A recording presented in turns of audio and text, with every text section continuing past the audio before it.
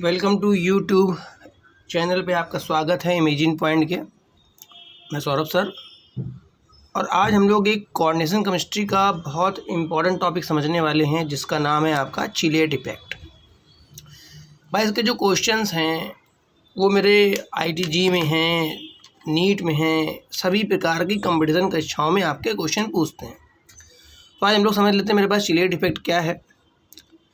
अगर मेरे पास कोई लीगेंड है L और जिसके पास केवल एक लोन पेयर है, ये बोल दें जो केवल एक लोन पेयर ही मेटल को डोनेट करता है। अगर मेरे पास कोई लीगेंड है जो किसी मेटल को एक ही लोन पेयर डोनेट करता है तो ऐसे लीगेंड को हम नाम देते हैं मोनोडेंटेट लीगेंड। मतलब इस लीगेंड का नाम क्या रखा जाएगा? Monodentate ligand. मगर मेरे पास कुछ लीगेंड्स ऐसे होते हैं जो अपने दो सेंटर से लोन पेयर मेटल को डोनेट करते हैं। There are certain ligands which can donate 2 lone pair और मोर देन 2 लोन पेयर। तो अगर ऐसा कोई लीगेंड है जो मेरे पास बाइडेंटेट हो, बाइडेंटेट का मतलब जो 2 लोन पेयर देता हो। ऐसा कोई लीगेंड जो ट्राइडेंटेट हो, ट्राइडेंटेट का मतलब जो 3 लोन पेयर देता हो। या ऐसा कोई लीगेंड जो पॉलीडेंटेट हो, इसका मतलब जो 3 से ज़्यादा देता हो। तो ऐसा लीगेंड जब मेटल के साथ कॉम्प्लेक्स बनाएगा, यहाँ पर भी आपका कॉम्प्लेक्स बना है, यहाँ पर भी आपका कॉम्प्लेक्स बनेगा, तो ऐसा लीगेंड जब कॉम्प्लेक्स बनाएगा तो आप देख सकते हैं यहाँ पर एक साइक्लिक रिंग का फॉर्मेशन हो जाएगा। देख सकते हैं आप यहाँ पर एक साइक्लिक रिंग का फॉर्मेशन हो जाएगा। तो ये जो साइक्लिक रिंग है, ये जो साइक्लिक रिंग बन गई है, ये बाइडेंटेड में बनेगी, या तो मेरे पास ट्राइडेंटेड में बनेगी, या तो मेरे पास पॉली बनेगी। तो इस साइक्लिक रिंग को हम लोग बोलते हैं चिलेट रिंग। मतलब कुल मिला के इस रिंग का एक नाम दिया गया है, चिलेट रिंग इसका नाम देते हैं। और ये जो कॉम्प्लेक्स बन गया है, ये जो कॉम्प्लेक्स बन गया ना मेरे भाई, इसका नाम है चिलेटेड कॉम्प्लेक्स। मतलब ये जो कॉम्प्लेक्स बना है इसका नाम है चिलेटेड कॉम्प्लेक्स। जैसे मान लो मैंने कहीं पर अपना मेटल लिया और मैं 4 लीगेंड यहाँ पर ऐसे लगा देता हूँ, मैं 4 लीगेंड लगा देता हूँ, मगर ये चारों के चारों जो लीगेंड्स हैं वो मेरे पास मोनोडेंटेट लीगेंड्स है। कैसे? मेरे पास मोनोडेंटेट। मगर यहाँ पर इसका जो कॉम्प्लेक्स, इसका जो कोऑर्डिनेशन नंबर मेरे पास 4 है।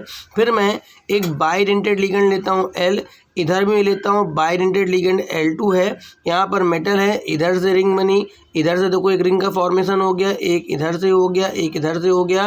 तो यहाँ पर आप देख सकते हैं 2 L2 लीगेंड्स लगे हैं और दोनों L2 लीगेंड मेरे बाइडेंटेड हैं।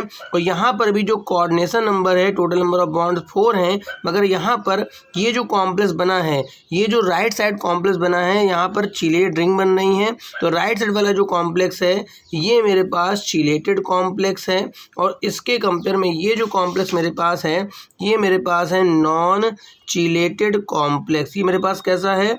Non chelated. अब यहाँ पर देखा क्या, ऑब्जर्वेशन क्या है। जैसे मेरे पास एग्जांपल मैं उठा लूँ, मेरे पास जितने मोनो वाले एग्जांपल, जैसे पानी मोनोडेंटेड होता है, अमोनिया मेरे पास मोनोडेंटेड है, CN है मेरे पास, NC है, बहुत सारे मेरे पास मोनो के एग्जांपल्स हैं। मेरे पास कई सारे एग्जांपल्स मोनो के। हाँ, मेरे पास कुछ एग्जांपल बाइडेंटेड के, जैसे मेरे पास एथिलीन डाइमीन होता है।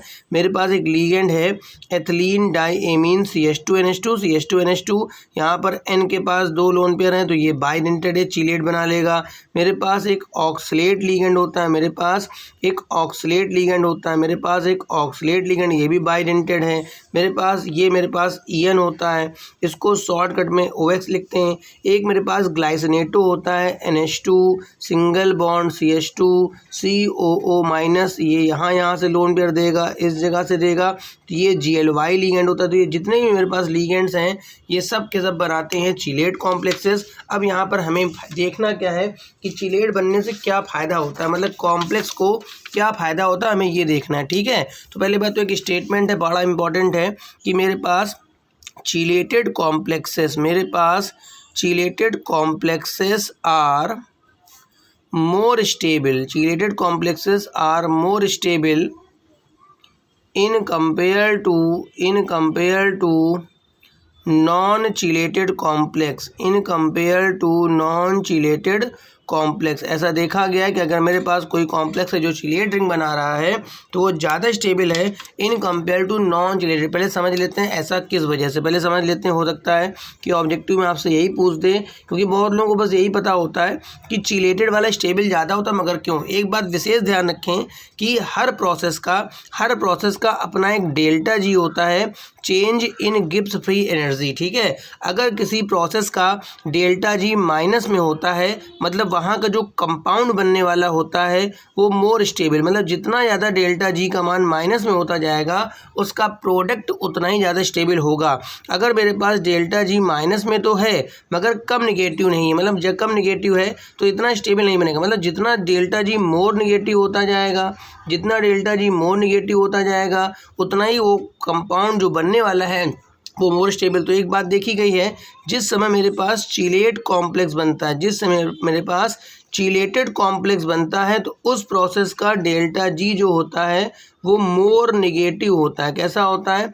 More negative. मतलब जिस समय मेरे पास चिलेटेड कॉम्प्लेक्स बनता है उस समय का जो डेल्टा जी होता है मोर नेगेटिव होता है, मगर मेरे पास जिस समय नॉन चिलेटेड कॉम्प्लेक्स बनता है, क्या बनता है मेरे पास? नॉन चिलेटेड कॉम्प्लेक्स जिस समय बनता है उस समय डेल्टा जी निगेटिव तो होता है मगर लेस निगेटिव होता है। निगेटिव तो होता है मगर कैसा होता है? Less negative. इस वजह से चिलेट के बनने का जो कि डेल्टा जी ज़्यादा निगेटिव होता है, चिलेट कॉम्प्लेक्स के बनने का डेल्टा जी ज़्यादा निगेटिव होता है, इस वजह से मेरा वो कॉम्प्लेक्स क्या होता है? ज़्यादा स्टेबल होता है। और नॉन चिलेट जब बनता है तो उसका डेल्टा जी निगेटिव तो होता है मगर इतना निगेटिव नहीं बल्कि लेस निगेटिव। जैसे मेरे पास एक एग्जांपल मैं लिख दूँ यहाँ पर, COEN का होल ट्राइस, यहाँ मैंने बाहर Cl2 कर लिया। फिर मैंने एक सेकेंड एग्जाम्पल लिखा, COEN का होल ट्वाइस, अंदर मैंने 2 वाटर लगा लिए, बाहर मैंने Cl2 कर लिया। फिर मैंने एक कॉम्प्लेक्स और लिखा, CO, यहाँ केवल EN लिखा मैंने, H2O का होल 4 कर लिया, बाहर मैंने Cl2। अब बताना है इन 3 कॉम्प्लेक्सेस में से ज़्यादा स्टेबल कॉम्प्लेक्स कौन। तो सीधी सी बात है, स्टेटमेंट क्या था? अगर किसी कॉम्प्लेक्स में चिलेट रिंग होगी, अगर किसी कॉम्प्लेक्स में चिलेट रिंग होगी तो वो मोर स्टेबल होता है। और जितनी ज़्यादा चिलेट रिंग बनती जाएंगी, मतलब नंबर ऑफ चिलेट रिंग, मतलब stability of the complex is directly proportional to the chilate ring। Stability of the complex directly chelate ring, ठीक है, चिलेट रिंग के डायरेक्टली होता है। और ये हम कह सकते हैं नंबर ऑफ चिलेट